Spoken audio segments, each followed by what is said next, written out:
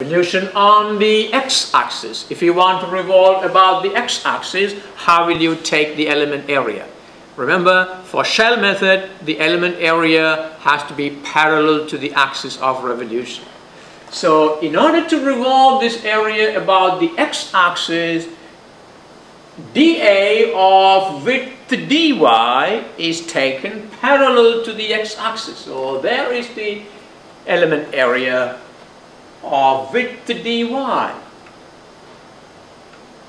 Alright, to find the length of dA, look at that. The length of dA is the right function minus the left function. In the previous case, we had the top function minus the bottom function gives you the length of that shell.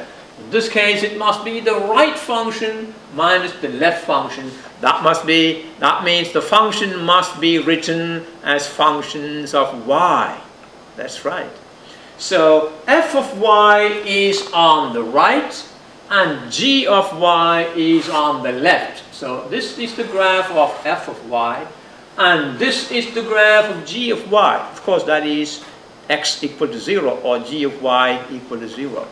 And therefore, the length of the element area is f of y minus g of y. And that is the length of the element area. L of y equal to f of y minus g of y. And that's the length of the element area. And when this dA is revolved about the x-axis, we generate a shell. Now look at the shell that is generated when this element area is revolved about the x-axis. Now, the radius, what is the radius of that shell? The radius is a function of y, because it says r of y is actually the distance of the shell from the axis of revolution. Now, the axis of revolution is x, and the distance of the element from the axis is called y. You see that? So this is the radius. When this element is revolved about the x-axis, the radius is this, which is y. And so we say r of y, the radius equal to y. R of y equal y. So what are the two information you have? You have the length of the element area is f of y minus g of y, and the radius of the shell generated by revolving that element area about the x-axis is r of y equal to y. Now put it together again. When you revolve about the y-axis, your element area is parallel to the y-axis, and the length of the element is the upper function minus the lower function. And the radius of the shell will be the distance from the y-axis to the element area, which is x. R of x equal to x. When you revolve the area about the x-axis, the length, the element area is parallel to the x-axis. The length of the element area is the right function minus the left function, and both functions are functions of y. And the radius of the shell generated is the distance of the element area from the x-axis, which is y. So r of y equal to y. Very important information as we move on with this concept. So you got L of y equal to f of y minus g of y, and r of y equal to y. And the volume dV of the shell generated then will be dV equal to 2 pi times r of y, L of y, dy. Look at it again. 2 pi times r of y is the circumference of that circle. Multiplied by L is the area of the curved surface. Multiplied by the thickness dy, that will be the volume of the shell. And in order to find the total volume generated by revolving this whole area, integrate integrate dv from y equal to c to y equal to d. So you have, that is y equal to c, and that is y equal to d. The total volume V equal to integral c to d, 2 pi r of y, L of y, dy. Okay, that is an important way of generating the volume of revolution. I want you to watch how these areas revolve. Here there is an area, and that is the element area. Look at the way the element is revolved about the y-axis to generate that shell. I want you to watch this animation carefully. And that is one shell. Alright, look at another one. You got different shells are generated. This time only one side is shown. Alright? And now the other side is being built.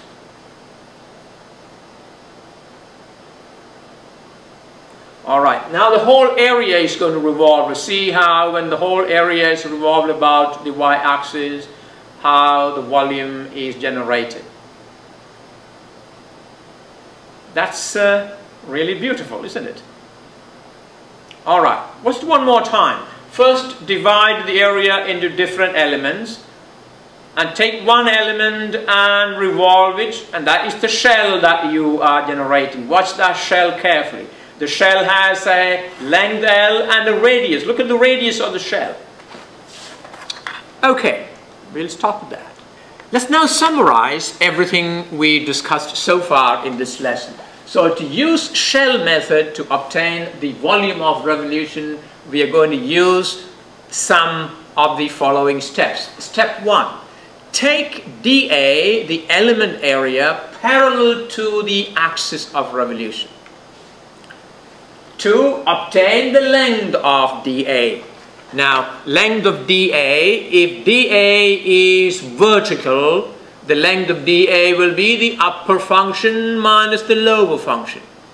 If the element area is horizontal, the length of the element will be the right function minus the left function. And they must be functions of y, is that right?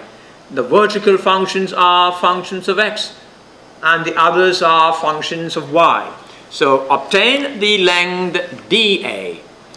Now, if dA is vertical, then L of x is g of x minus f of x, both functions of x.